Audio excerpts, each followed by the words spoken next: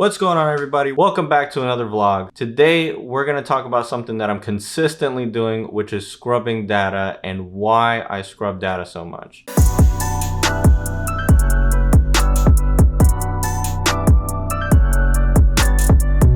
you not to call here. It's not for sale. Quit texting me and aggravate. I don't have a really eventful day going on today other than just scrubbing data. So I thought it'd be perfect to tell you guys exactly how I kind of treat my marketing and why I'm always scrubbing against my driving for dollars list all the time, because that's how I've been able to bring in so many deals and consistently close deals. It's actually the #1 reason why when I first got started in wholesaling, I wasn't bringing in a lot of deals and my marketing was like all over the place. So I'm gonna give you guys my own secret. Literally, this is like, you might pay thousands of dollars for some guru to tell you exactly what I'm doing. But it's really simple, it's really straightforward, it's very low cost. I know a lot of you are really on the fence on wholesaling and spending any money on marketing because you're scared, you know, what if I spend this money and I don't get anything back? But this method has been the absolute cheapest. I think my cost per deal is like maybe, I think it's 600 bucks to get a deal and close it and bring it to the closing table, which might seem like a lot, but when you look at how many deals I close on a monthly basis, it plays out pretty good. I mean, I'm very happy with it because some guys' cost per deals are like $2,000 and $3,000, which that kind of sucks. So let's break it down. What do you start with? I mean,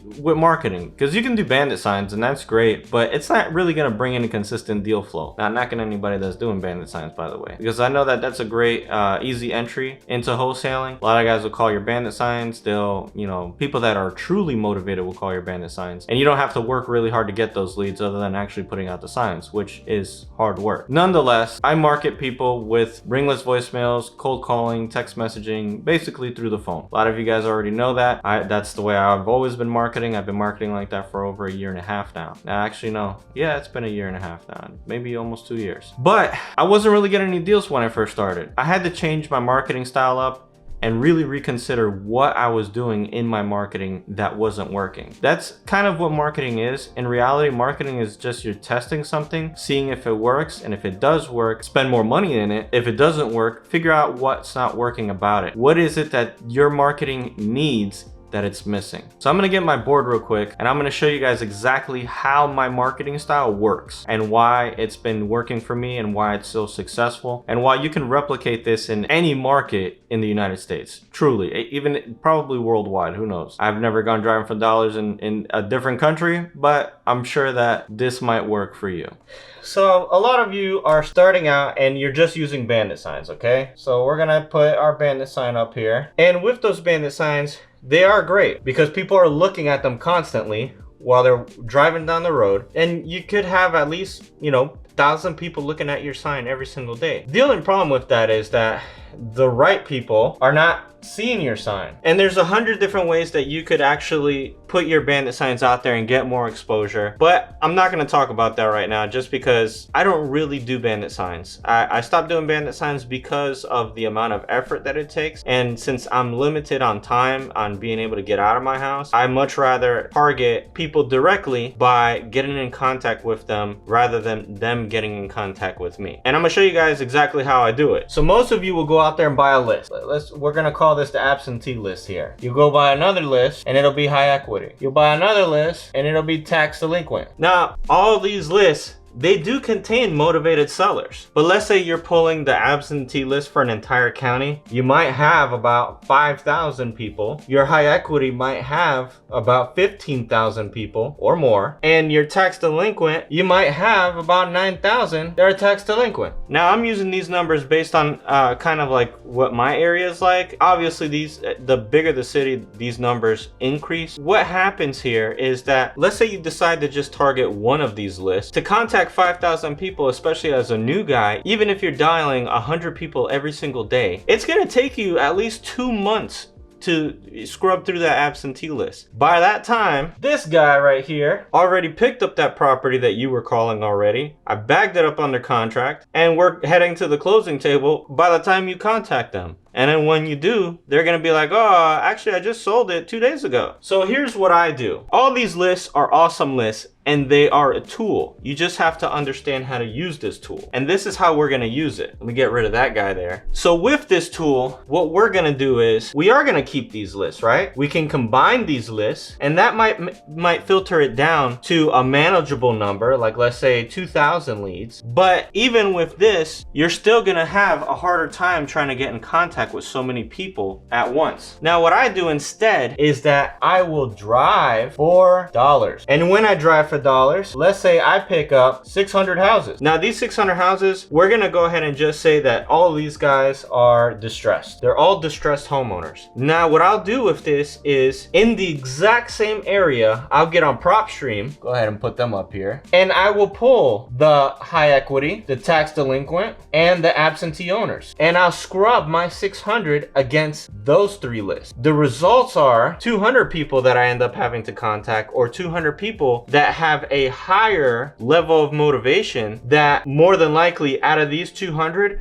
I might pull out 10 deals out of this, because I'm contacting the right people directly all the time. And even with these 600 driving for dollars distressed homeowners or property owners, you can even refine this a different way. Sometimes I'll go for only vacant. Sometimes, you know, maybe you can create one high grass, a broken window list. In reality, whatever you are able to refine or associate with current or past deals that you've done, think about every single deal that you've ever done, if you have done a deal, or think about the people that are gonna sell you their house. Your average motivated seller is gonna be over the age of 40, has owned the home for at least 10 years, and the property is in disrepair. If you look at these 3 categories, it's hard to find lists that are gonna show you, hey, you know, let me get homeowners owning over the age of 40 or property owners over the age of 40. So we're gonna cross that one out since we can't use it. But typically, I think almost every single deal I've ever done, I think there's only one deal I've done that the person wasn't over the age of 40 and he was 35 years old. But almost every single person that we have bought property from has been over the age of 40. They've always owned it for at least 10 years. Some have owned it less. It really depends sometimes. But for the most part, almost everybody has owned it for 10 years and they have all needed repair, one way or another, whether it was a lot or a little. So when you're driving for dollars, you have this one right here. When you pull your equity list, your tax delinquent list, let me see, tax delinquent, high equity, and absentee, you're mostly gonna look for people who own the property for over 10 years. You're gonna look for your properties that need driving for dollars, and then you can scrub your driving for dollars list with everything that you pulled here, and you have your highest motivation. It's really this simple, because now that you have the highest motivated people, instead of calling 4,000 and 5,000 people to find a deal or sending mail to 4,000 or 5,000 people, now you're only contacting the people with the absolute highest motivation possible, which helps you get more deals and helps you get deals done faster. So basically, that's exactly what I do every day. Anytime that I'm either retargeting my marketing or looking back at my marketing and see why it's not working lately, I go back, I redrive, and I rescrub, basically looking for new deals, looking for new leads. I drive for dollars in certain sections of the city every single 3 months. That's how long it takes me to basically drive everything. But if I could do it quicker, I probably would. I only drive for dollars a couple times a week. Sometimes I'll go a couple weeks without driving, depending on where we're at with our marketing. And that's how I've been able to consistently pull out deals, because maybe a house that I drove by, maybe let's say 2 months ago or 3 months ago, wasn't vacant. Maybe right now at this moment in time it is vacant, and I can go ahead and contact those owners. Because sometimes after a while you will have a list of people that just aren't getting in contact with you. You've either called them, you've sent them text messages, ringless voicemails, and you've called them countless of times, over 10 to 15 times, and still you've had no response from them. When those lists are exhausted, that's when I go out and I start driving again over and over and over and over again. And I keep repeating the process. I keep finding new ways how to tweak my marketing little by little. I know that I haven't perfected my marketing, and I know that every single time that I do something different, just a little bit different, it multiplies my marketing by a large percent. When I first started cold calling about 1.5 a half ago, we were only targeting one single section of the city, and basically we would call every single person in the neighborhood. I actually got that idea from Rafael Vargas because he was talking about that in one of his episodes. So when I did it, it worked really good, but then after a while, you know, the leads got depleted. There was nothing I was pulling out new. Nobody was really interested in selling. So I had to think of a different way on how to retarget my marketing and how to really find those motivated sellers and what to do in those type of situations. So I kind of started adding little things to it. So I went and I started going driving for dollars in these certain areas and picking up all the distressed properties, which is also great. Worked out fantastic. But then we retargeted again, and I was like, you know what? I'm gonna get down to the absolute best leads, which are vacant houses. So I went and I built a huge list of almost 2,000 vacant houses. Then I came back and refined it again. I went back and drove all the distressed homes in the area. That way we got both on the plane. We got vacant and we got distressed, and they're two completely different lists, because it's super hard to get a vacant list that's accurate. Because even though right now you can pull a vacant list out of PropStream, those vacant lists might not be very accurate, and maybe they might be old data. And see, that's the thing. When you pull a list that everybody else can pull, usually that list isn't very effective, or there's too many people on that list to target at one point in time. Yeah, you could send out 5,000 ringless voicemails to an absentee list, but here's the thing. You're wasting a whole ton of money on marketing only to get maybe, you know, 5 or 10 people that are really interested in selling. So with that type of turnaround and that amount of money that needs to be spent to target such a large list, we concentrate on really refining what we already have and figuring out, hey, do the people that we have, are they really interested in selling? Do they really have some type of motivation behind them that they're really going to sell? And those are the things that you really need to think about when you're doing your marketing. Who are you targeting? Are you really targeting people who are truly motivated? Do they have a reason to sell? Or are you just calling everybody just because they're on an absentee list? Because you're going to be wasting your time.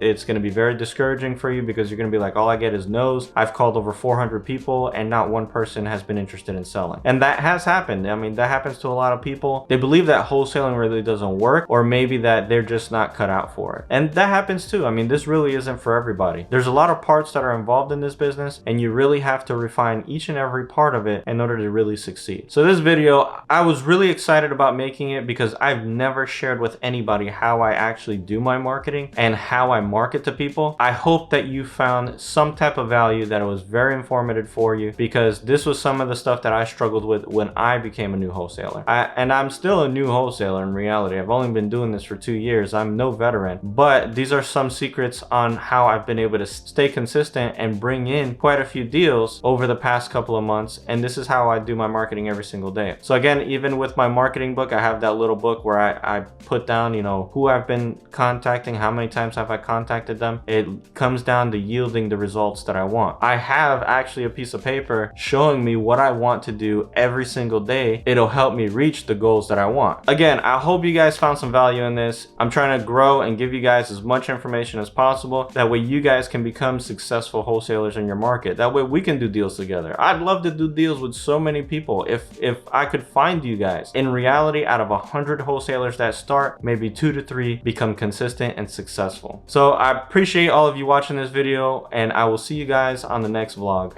Take it easy, everybody.